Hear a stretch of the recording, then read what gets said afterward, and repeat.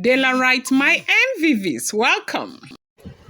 Our baby girl Naomi. Go Naomi, go Naomi, go Naomi. Hey.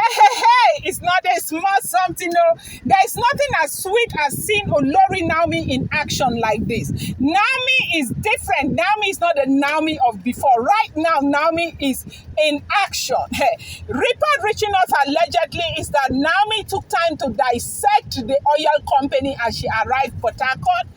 And what she has done is that the human resource manager is on suspension indefinitely. Now, do you know what is going on? They said when they started the company and they employed a lot of people and also, got a human resource manager employed. They said this human resource manager, immediately he got into the company. What he was doing was, working with other Oloris, okay, to try and bring them into the company. Now, how was he doing this? They said that most of the staff that have been employed in the company, that like Olori Tobi's half sister is there, Olori Tobi's half brother is there, Olori Tobi's cousin is there, that they have like 5 family members of Olori Tobi. Then before this one that claims to be a manager that nobody made. And so when Naomi got to Port Harcourt, the entire time they didn't know that Naomi had her intel.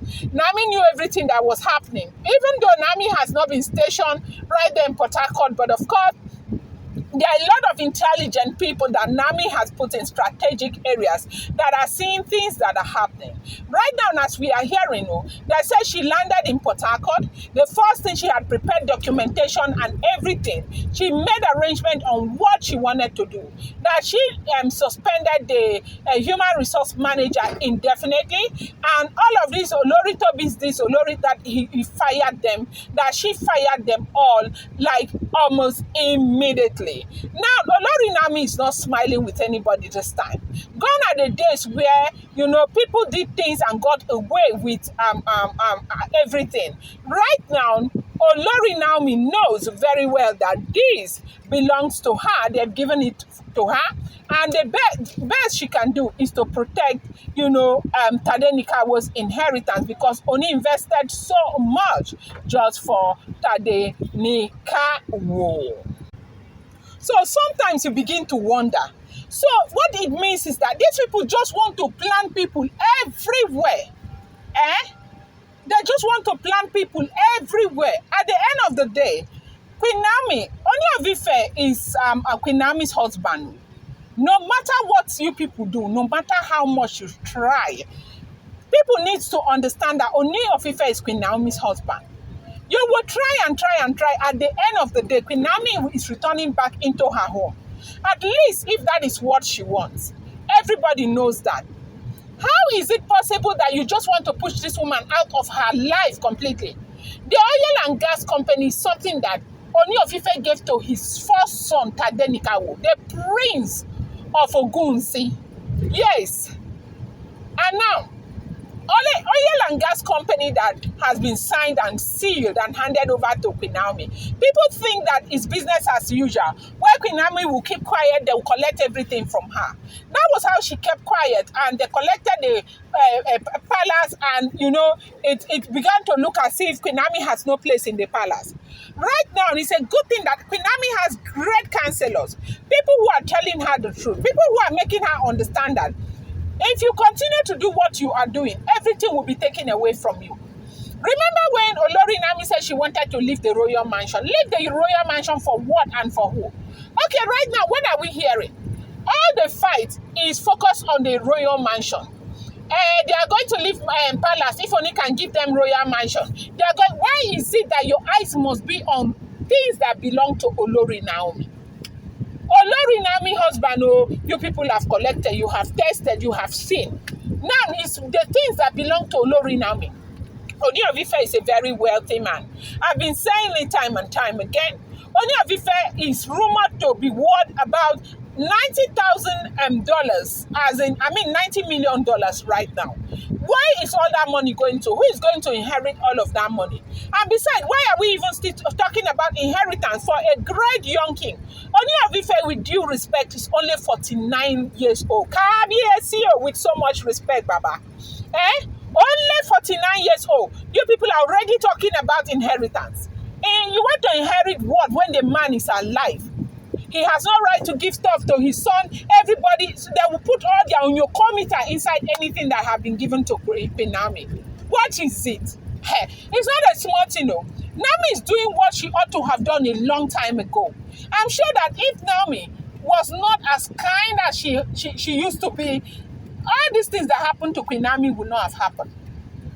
When Ooni of Ife first got married to Olori Naomi, we heard that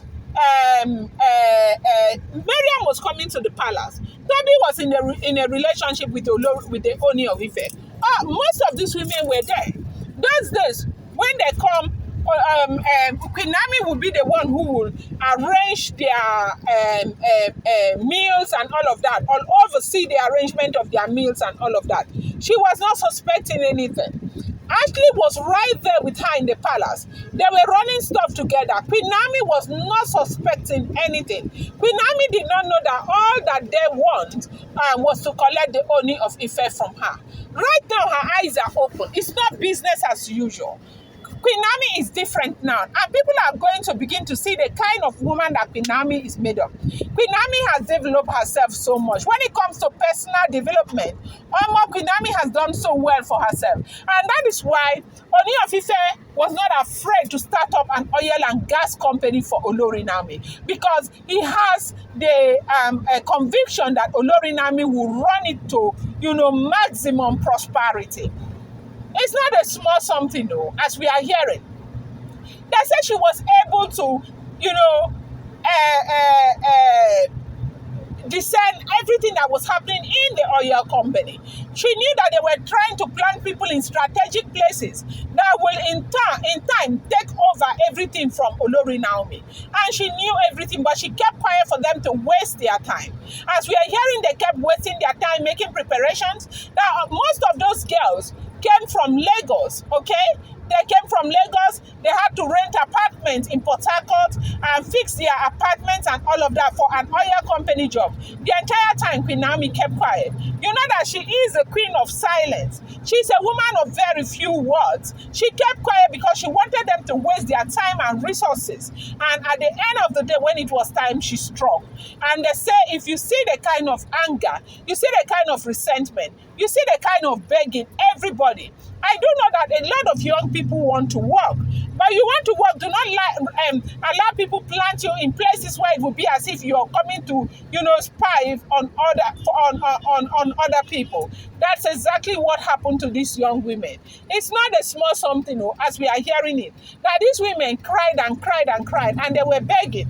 One said that she's not there, she just needs a job and all of that. And Queen Naomi said no, that they cannot work in that company, that they should go look for jobs elsewhere, but in that company, they cannot work. I'm going to bring you more updates. I appreciate you so much. Thank you.